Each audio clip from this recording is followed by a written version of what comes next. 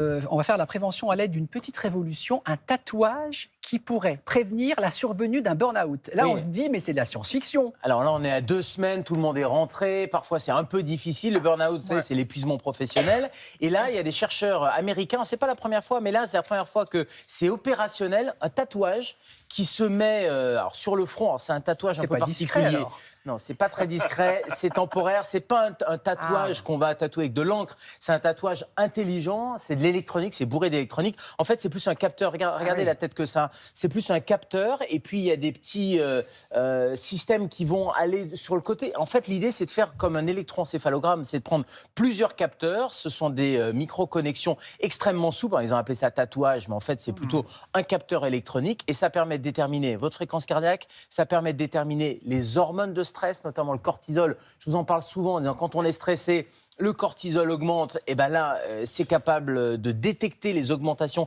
les variations. Bref, c'est un sticker qu'on va coller. Et quand vous allez, je sais pas moi, lundi matin, vous arrivez au boulot, où il y a une réunion, il y a des petits pics de stress, ben, ça va permettre de les détecter, ça va permettre de se dire, oula, là, j'ai T'as un terrain favorable. j'ai un terrain favorable où j'ai des signes précurseurs de burn-out. C'est le moment de faire une pause. Parce que c'est ça l'objectif, c'est de faire des pauses, c'est de prévenir le burn-out avant qu'il y ait un point de rupture. D'accord. Et donc ça, c'est une innovation technologique parce que le L'image burn-out... qu'on voit là, c'est sous la peau? Non, c'est sur la peau. Regardez, savez, c'est des ça me petits fait stickers, penser à- c'est des autocollants. Ça fait penser au thermomètre quand on était Alors, enfant, oui, qu'on les mettait digitaux comme qu'on ça nous là. Au thermomètre ou au faux tatouage, vous savez, quand on fait un tatou, oui, aussi, oui, bien on sûr. colle et puis après on décolle et ça laisse l'encre. Bah là, c'est un peu la même chose. C'est vraiment bourré d'électronique, c'est des micro-capteurs. Et l'intérêt, c'est que ça va permettre de mesurer quantitativement. Parce que le burn-out, c'est très subjectif, c'est je me sens pas bien, etc. Là, ça permet d'objectiver les choses. Oui, c'est ça, parce que j'étais étonnée qu'il puisse y avoir des marqueurs physiques du burn-out. Mais Après- si pardon, avant d'avoir ça, ça veut dire qu'on peut quand même les détecter, nous. Ah bah bien sûr. Alors, on a déjà des signes annonciateurs. Alors, vous précipitez pas ni sur Internet pour chercher ce capteur-là. Il n'existe pas encore, mais ça va arriver. Il le chiffre à peu près à $200. Pour l'instant, c'est au Texas. Ça va arriver probablement chez Donc nous. on ferait ça chez soi, tranquillou. Chez soi, avant d'aller au D'accord. boulot, quand on arrive au travail, quand on arrive bien. à une réunion ou en Paf. sortie de réunion, il y a des marqueurs objectifs, mais il y a des signes annonciateurs. D'ores et déjà, il y a des signes annonciateurs psychologiques et physiques.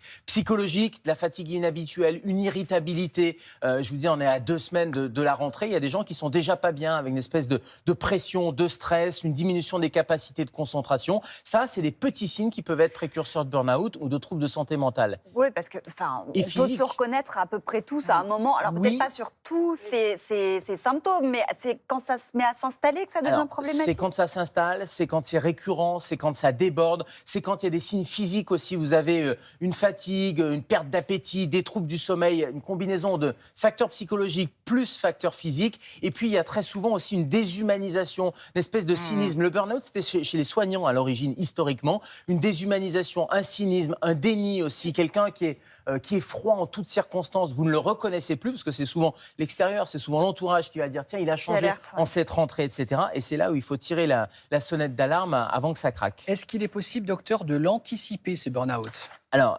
j'allais dire oui, on peut faire de la prévention, toujours facile à dire, plus difficile à faire, mais l'hygiène de vie, l'alimentation, le sommeil, déléguer des tâches, apprendre à dire non, ça aussi, ça peut être une bonne résolution de rentrée. Apprendre à dire non, apprendre à ne pas tout faire, tout avoir sur ses épaules, ça, c'est un bon moyen de prévenir. Et puis, nouveauté de cette année, ça a été lancé il y a 10 jours, les entreprises s'engagent dans une charte pour la santé mentale. Et ça, c'est une vraie nouveauté parce que c'est l'affaire de tous.